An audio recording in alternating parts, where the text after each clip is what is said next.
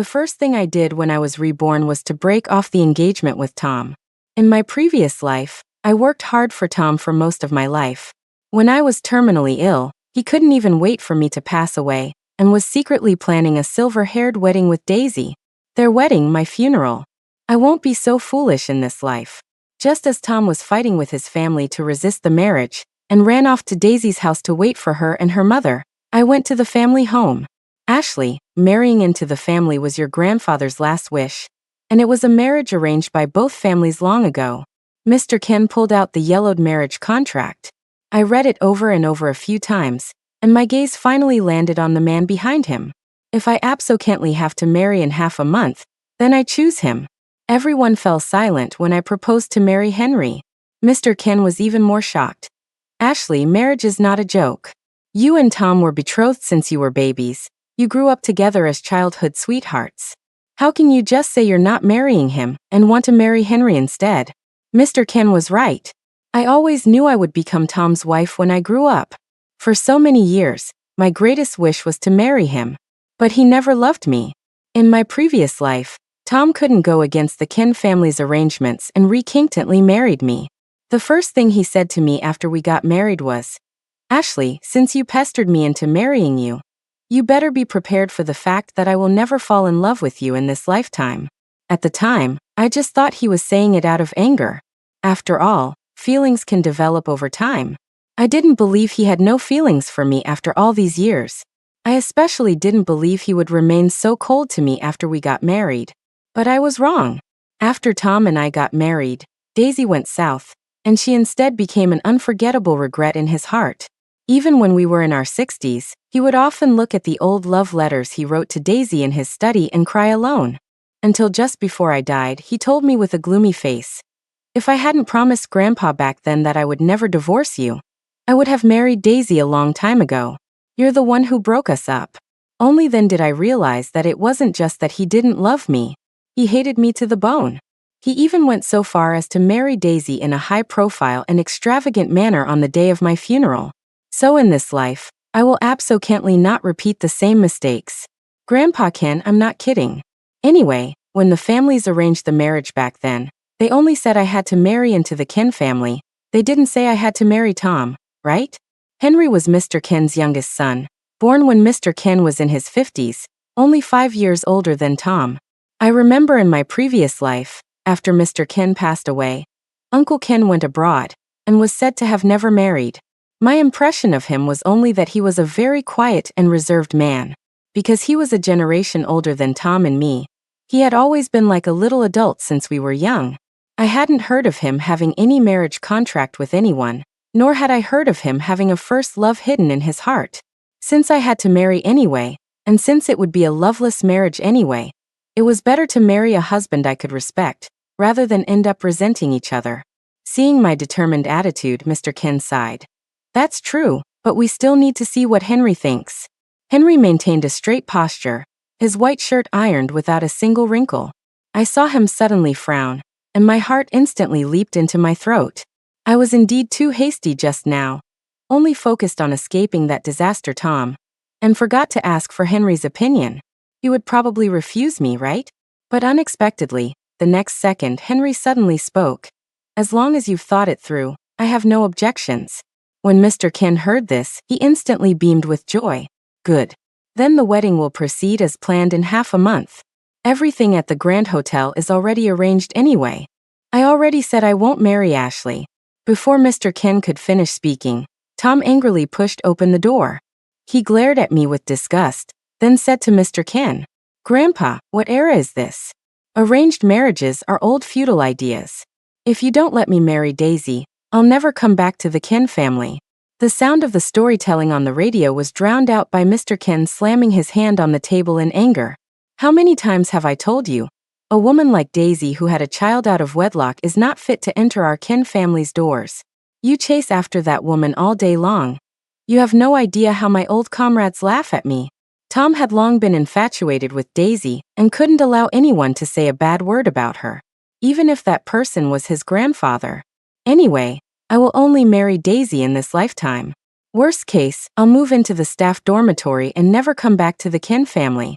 Tom turned around angrily, and as he passed me, he said viciously, "No matter how much you complain to Grandpa, it's useless. I won't marry you, you better give up that idea." It turned out Tom thought I came to the Ken family to force the marriage. Little did he know that my biggest wish in this life was to completely stay away from him. "Don't go after him." Mr. Ken stopped the nanny, took a sip of tea to calm himself down. "He's just spoiled by me. Isn't he trying to cut ties with the Ken family for a woman? Then let him." Tom was indeed stubborn enough and moved directly into the school's staff dormitory. I often ran into him and Daisy in the school cafeteria. A colleague who was on good terms with me complained indignantly for me. "Ms. Ashley, it's bad enough that Mr. Ken arranged for Daisy to be a substitute teacher at our school. But now that you two are about to get married, they're still inseparable. People who don't know might think she's the one marrying Mr. Ken." I smiled faintly and continued to eat my food with my head down. "It doesn't matter, I'm not marrying him anyway." "What?" My voice was very low, and my colleague didn't hear clearly at first. But I just shook my head gently and said no more. Before marrying Henry, I didn't want to cause any more trouble. As for him and Daisy, they had nothing to do with me anymore.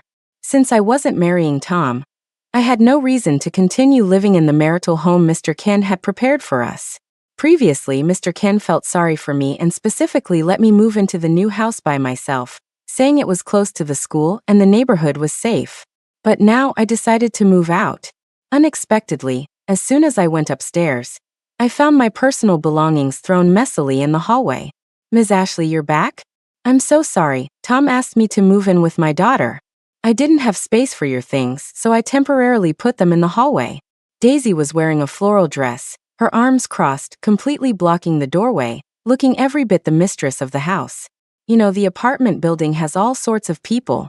Tom didn't want us to suffer, so please inconvenience yourself and move out first." In my previous life, Tom had also brought Daisy back to our marital home and kicked me out.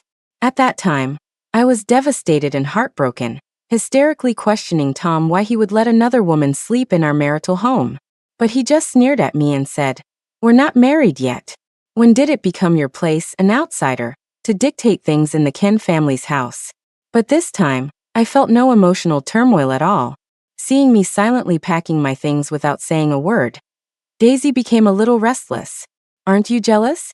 Aren't you afraid that Tom will marry me instead of you in the end?" I looked up and gave her a cold glance. Daisy had never heard such harsh words before. She paused for a moment, and her eyes instantly turned red. "Who are you calling names?" Tom came over when he heard the noise. After seeing Daisy cry, he immediately insisted that I had bullied her. "Ashley, isn't it just asking you to move out temporarily? Do you have to be so aggressive? Or are you marrying me just for our Ken family's money?" Tom was always like this, extremely conceited. Once he made up his mind about something, no one could change it. I didn't want to get entangled with them any longer, so I turned and left. I could still hear Tom rambling on behind me. "Ashley, a woman like you can forget about dreaming of marrying me. I definitely won't show up for the wedding in half a month. Just wait to be embarrassed." I moved back to the staff dormitory to avoid contact with Tom and the others. Rumors about the two of them were flying all over the school. Almost everyone who passed me would cast sympathetic glances my way. Until a week later, the principal suddenly called me to his office. He pointed to a letter on the table, his expression serious. "Ms. Ashley, someone has reported to the higher-ups that your manuscript for the previous teacher's writing competition was plagiarized. The higher-ups are taking this matter very seriously." Faced with this sudden accusation, I felt completely bewildered. "Principal, every word in that article was my own. How can it be considered plagiarism? And who did I plagiarize from?" The principal sighed, seemingly helpless as well. "The accuser produced drafts and outlines. Even if I wanted to suppress this matter, I can't. Why don't you take a leave of absence and rest for a few days?" I heard a loud ringing in my head. As I walked out of the principal's office in a daze, I saw Daisy at the door. I instantly understood what was going on. Most of my things were in the marital home. Other than Daisy, I couldn't think of a second person who would take my drafts to report me for plagiarism. "Was it you?" Seeing that no one was around, Daisy smiled smugly. "So what if it was me?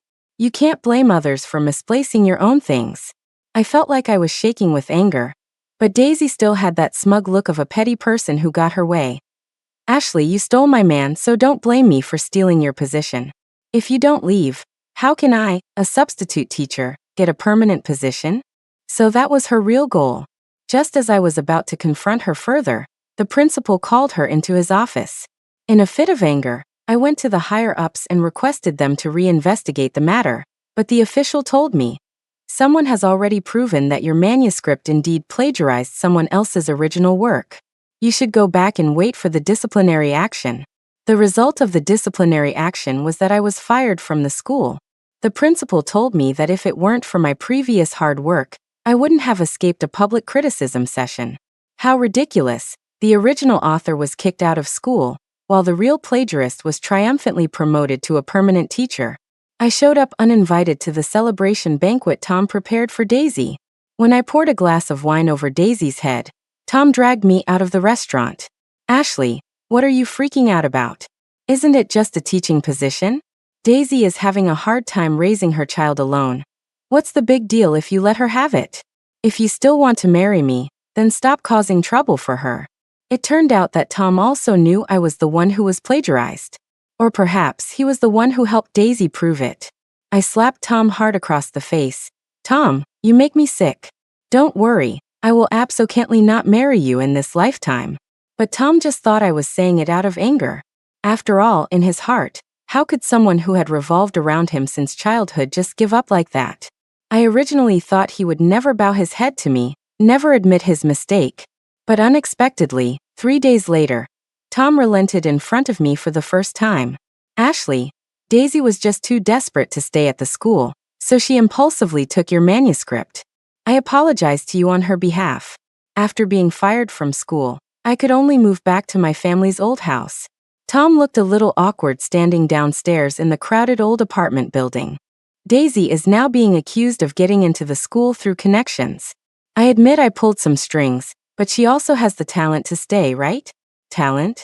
The talent of secretly accepting red envelopes from parents, or turning a blind eye to the children of wealthy families." I scoffed and continued to look at Tom silently. "As long as you come forward and prove that the article was indeed Daisy's original work, and that you plagiarized her, she can stay." This was the first time Tom had ever apologized to me. But I never expected it would be for another woman. I never expected him to say such shameless things. "Get out." I turned my face away, unwilling to say another word to him. The day after tomorrow is my wedding with Henry. I still have many things to prepare, and no time to waste on such a person. But it seemed to have wounded Tom's pride. "I bet you were the one who reported her behind her back, right? Ashley, you're such a despicable woman. Let me tell you, if you help her this one time, I'll agree to marry you. You better think it over carefully." It turned out that in Tom's heart, marrying me was actually a gift to me. Too bad, I didn't care for it. The next day, my best colleague said she wanted to treat me to a meal. "Foreigners all have bachelorette parties. I'll throw one for you too." I couldn't refuse her, and went to the restaurant with her. When I went to the restroom halfway through, I suddenly heard a familiar voice from the private room next door. It was Tom.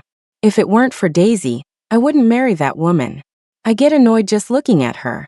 Through the half-open door, I saw Tom with his arm around Daisy, eagerly trying to show his loyalty.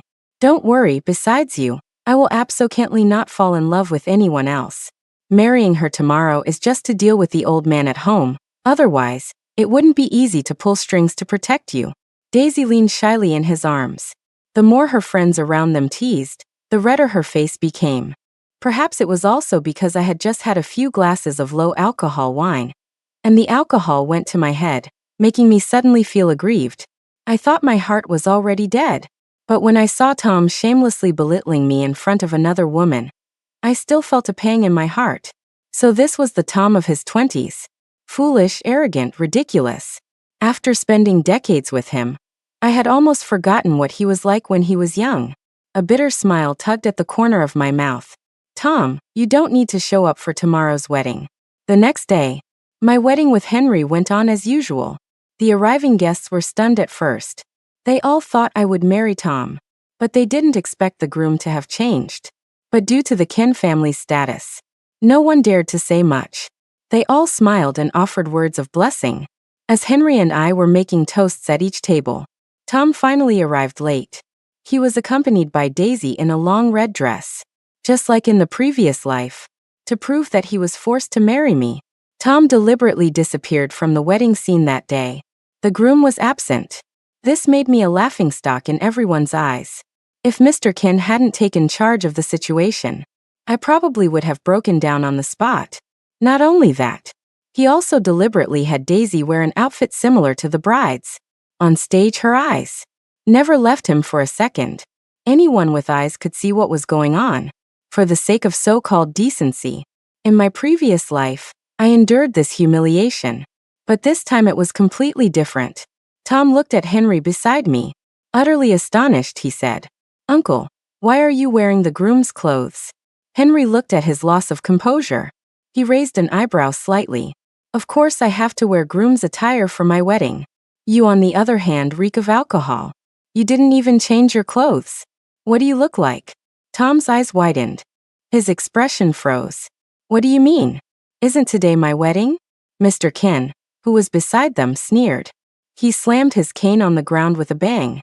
"Didn't you not want to get married? Now your wish has been granted, and you're still not satisfied?" Tom shook his head in disbelief. He turned to look at me. He said sharply, "Ashley, did you say something to my grandpa and uncle? Or did you pull some tricks? I knew you were no good. I didn't want Tom to ruin my wedding." Just as I was about to speak, I saw Henry step forward and block me. His tone carried an undeniable sense of pressure. "Is the name Ashley something you can call her? According to seniority, you should call her your younger aunt." Tom stumbled back several steps in disbelief. Daisy, who was behind him, almost fell as well. "Tom, that's great. Your grandpa isn't forcing you to marry Ashley. Then we can get married." Daisy's face was full of longing. She practically had "I want to marry into the Ken family" written on her face. But as soon as she finished speaking, Mr. Ken snorted coldly. "Not just any woman can marry into our Ken family. Tom, let me tell you, if you want to marry such a disreputable woman, it'll be over my dead body." Daisy's tears instantly fell. She bit her lip hard, as if she couldn't accept such humiliation. But Tom, who was beside her, was still in a daze.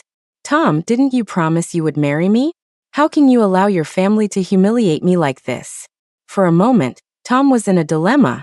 The surrounding guests also began to whisper among themselves, pointing fingers at Daisy. "Isn't that old Bai's daughter? I heard she ran off with some wild man a few years ago.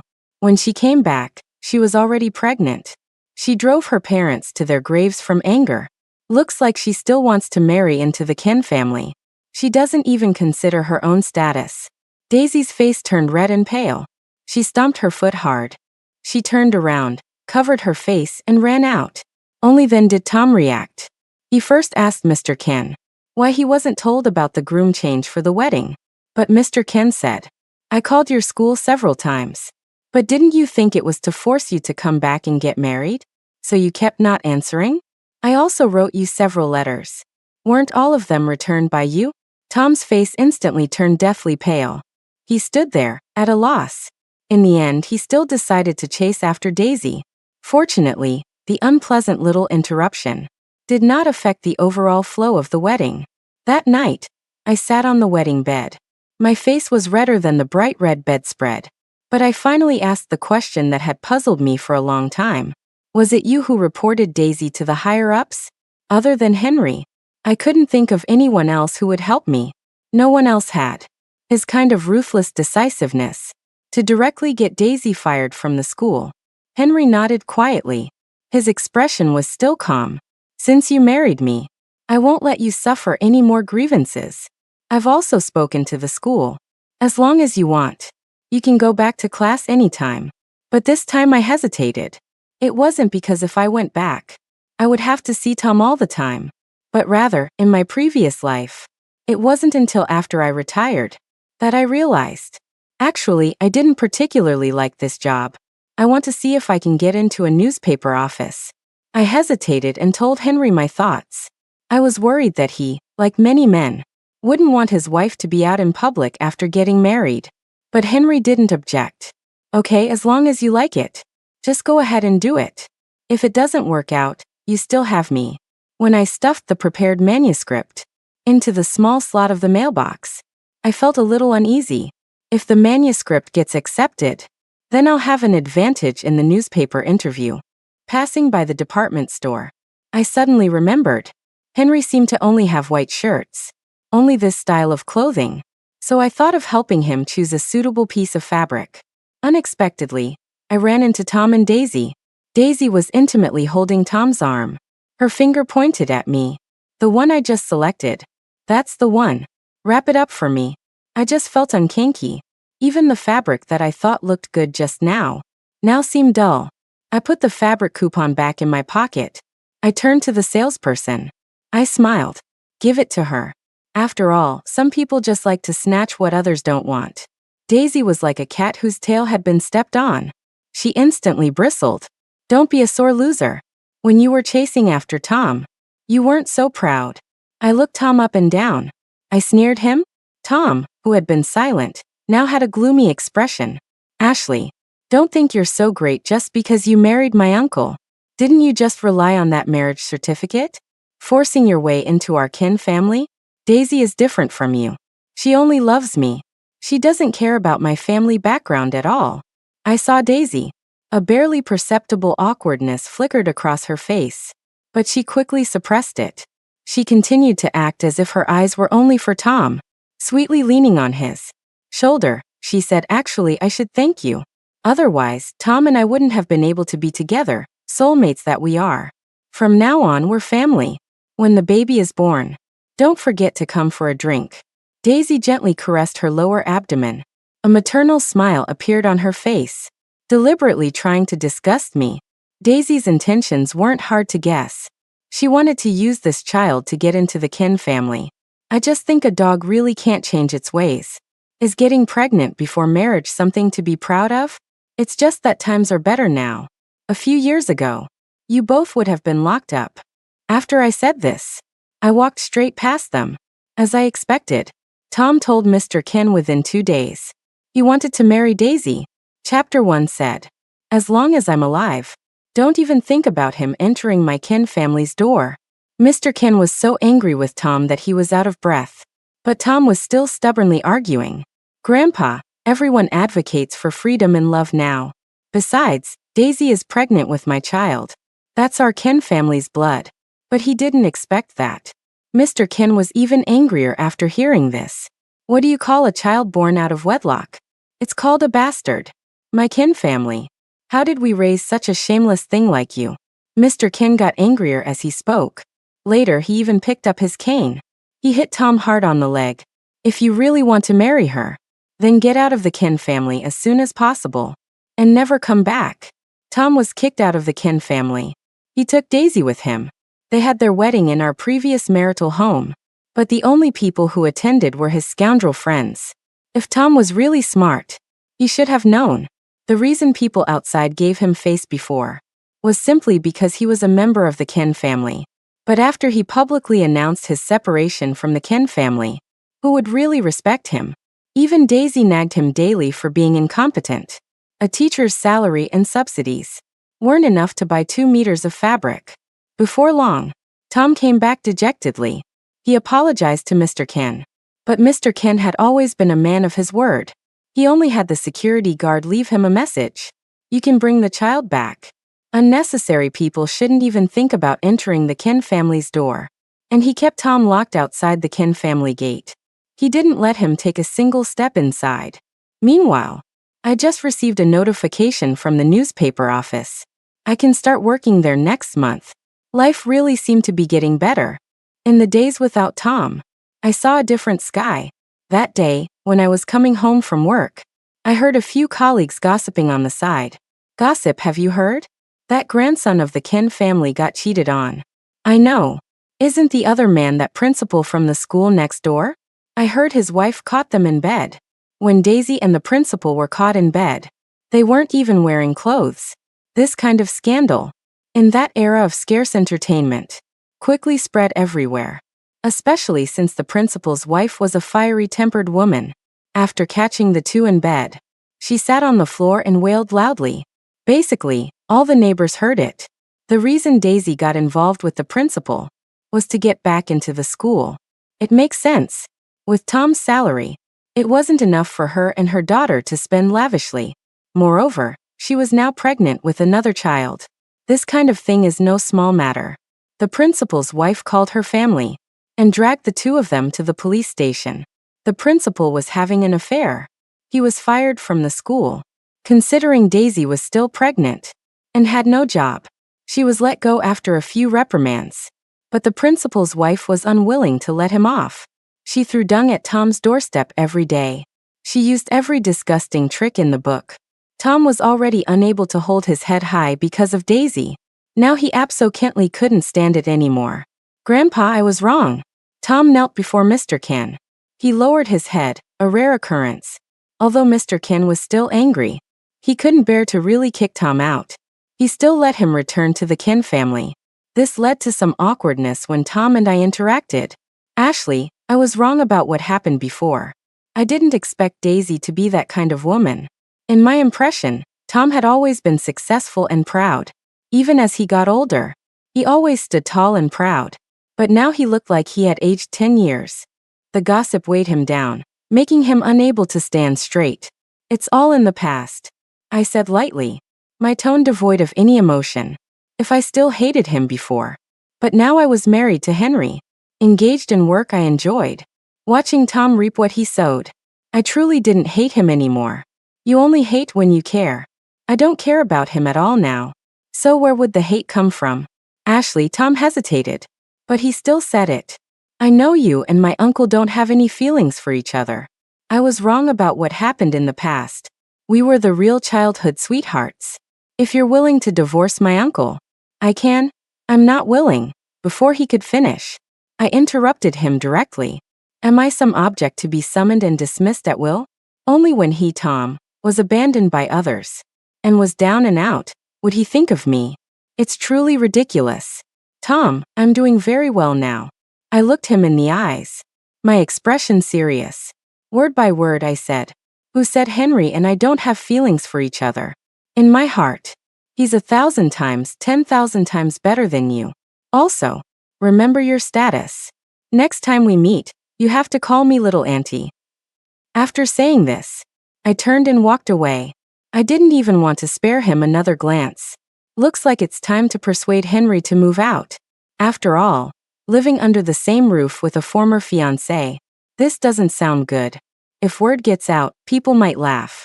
As I passed the corner, suddenly, a pair of hands pulled me into an embrace. It was actually Henry. "Let's move out." I don't know how long he had been secretly listening, but now Henry held me tightly in his arms. His tone was firm. I struggled to lift my head and teased, "Is he jealous?" Henry didn't speak, but I saw his ears turn red. Our move was very smooth. Mr. Ken was also a reasonable person. After hearing Henry's decision, he didn't say a single word of objection. But on the day we officially moved, an uninvited guest arrived at the Ken family's doorstep. "Tom, come out here." Daisy's belly was already showing a bit by now. She was still wearing that same floral dress from before. However, her swollen body made the originally somewhat fitted dress look somewhat ill-fitting. "You got my belly big, and then you left me alone outside. Shameless. I'm going to report you for being a hooligan. You better come out here quickly. Otherwise, I'm going to barge in. I'd like to see who dares to stop me when I'm this pregnant." The security guards at the Ken family's gate all looked troubled, but they still stood firm at the gate, not letting Daisy in. Finally, just as Daisy was about to start cursing again, Tom came out. "I haven't even said anything about you cheating on me, and you have the nerve to come to my house." Tom was so angry with Daisy that his face turned beet red. If someone hadn't stopped him, he probably would have rushed at Daisy and done something irreparable. "Me cheat? Wasn't it for our family? If it weren't because you're a Ken, do you think I would be with you? I didn't expect you to be like trash. Kicked out by the Ken family. If I don't go back to teaching, with your measly salary, are we supposed to live on air?" Tom was perhaps seeing Daisy's true colors for the first time. He was speechless from her scolding. I watched from the side for a while. I lost interest in this dog-eat-dog drama. Just as I was about to turn around and continue with the move, unexpectedly, Daisy rushed over to me in a flash. Ashley, did you meddle in this? Is that why Mr. Ken won't let me into the Ken family? He grabbed my arm tightly. I couldn't break free for a moment. I looked around. I didn't see Henry anywhere. For a moment, I panicked a little. What are you freaking out about? Let go. But Daisy acted as if she hadn't heard. She continued to talk to herself, seeing me so miserable. You must be very pleased, right? So what if you married Henry? What's so great about it? Frankly, what's the difference between you and me? Aren't we both women who rely on men by spreading our legs? If I'm not having a good time, you can forget about having a good time either. Daisy became ruthless. She pushed me to the ground. I don't know if it was intentional or accidental. My head hit a rock. Instantly, everything went black and I passed out. When I opened my eyes again, I saw Henry's guilt-ridden face. He looked like he hadn't rested for a long time. His once smooth chin now had a Kenish stubble. Ashley, you're awake. I'm sorry I didn't protect you well. It won't happen again. Are you uncomfortable anywhere else? Does your head still hurt? This was the first time I heard Henry say so many words at once. I looked at him amusedly. I shook my head. Just as I was about to sit up, Henry suddenly sprang up from his chair. He fumbled to help me with the pillow. He got me water and tucked me in. Seeing him so nervous, I couldn't help but tease. I just fell. It's not a big deal. At most, I'll have a scar on my head. But I didn't expect Henry to be Kench instantly. He stammered for a long time. Finally, he said, "You're going to be a mother soon. It's better to be careful." Overwhelmed by the sudden joy, I repeatedly asked him for confirmation in disbelief. Really? Are we really having a baby?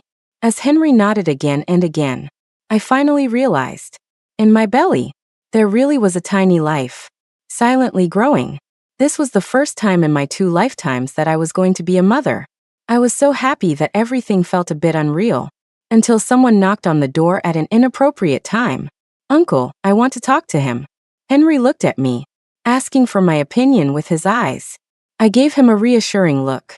Only then did Henry walk out confidently. But I noticed outside the door the corner of his clothes that he hadn't managed to hide. "Eshi, I'm sorry. I didn't expect him to do that to you." I quietly looked at Tom without saying a word. "I know I've done a lot of things to wrong you in the past. These past few days, I've been thinking about all our previous interactions. Only then did I realize how good you are. But now it's too late." Everything I needed to say to Tom, I had already said it last time. He should also know. I'm a person who, once I've made a decision, won't change it. Especially now that I'm pregnant with Henry's child. So his coming over this time, it probably wasn't just for an apology. Seeing that I remained silent, Tom finally revealed the true purpose of his visit. "I know you definitely won't forgive me now. But I beg you, can you let Daisy go? Grandpa is very angry now. Daisy's days ahead will not be easy. But she's carrying my child in her belly. That is, after all, my Tom's child." A look of pain crossed Tom's face. His eyes were fixed on me. His face pleading. "Please, Ashley. As long as you can help me plead with Grandpa, I will definitely make it up to you tenfold in the future." Looking at him like this, I suddenly felt that Tom was also quite pathetic. Not only cheated on by a woman, but also deceived like a fool. But I wasn't that kind. To protect his so-called innocence, I smiled, seeing my attitude soften. A flame of hope instantly lit up on Tom's face. However, my next sentence was, "Since you are my nephew, then as an elder, I advise you to find a way to get a paternity test." Considering that medical technology wasn't very advanced at the time, I added, "If that's not possible, you can also get yourself checked out." In my previous life, even if Tom didn't love me anymore, but as husband and wife, some normal human interactions were unavoidable. We never had children our whole lives. It was because of Tom. He couldn't. So when I found out Daisy was pregnant, I knew Tom had been cheated on. And cheated on very thoroughly. I didn't say anything at the time, because I thought, anyway, I would have nothing to do with them in the future. Less trouble is better. But now that Daisy has provoked me, don't blame me for fighting back. After Tom heard my words, he first widened his eyes in disbelief. He asked me why I would say that. At first, he still suspected I was just talking nonsense. He kept asking, but I refused to say another word. Tom gradually lost his confidence. He shook his head and ran out like a madman. The next time I heard Tom's name, it was in the newspaper. Tom killed Daisy. In the marital home where I once lived. He placed a basin of charcoal. By the time someone found them, they had long stopped breathing. Originally, Tom wouldn't have been so extreme. But when he confronted Daisy, Daisy shouted out that he couldn't perform. The neighbors around easily heard it. This matter soon spread throughout most of the city. Mr. Ken, a white-haired man, sending off a black-haired man mourning his grandson. Henry and I originally wanted to bring him over to take care of him, but he firmly refused. He said that just having us visit often was enough. And then, the young granddaughter tilted her head. Her pigtails hung down by her ears. Extremely cute. Then, before I could finish speaking, I heard a voice from the kitchen. Stop telling stories. Come and eat quickly. I made your favorite squirrel-shaped mandarin fish today. Then I smiled and stroked my granddaughter's cheek. Then your grandpa will call us to eat. Holding my granddaughter's hand, I walked step by step into the living room. I saw Henry holding a plate of squirrel-shaped mandarin fish, smiling gently at me. The end.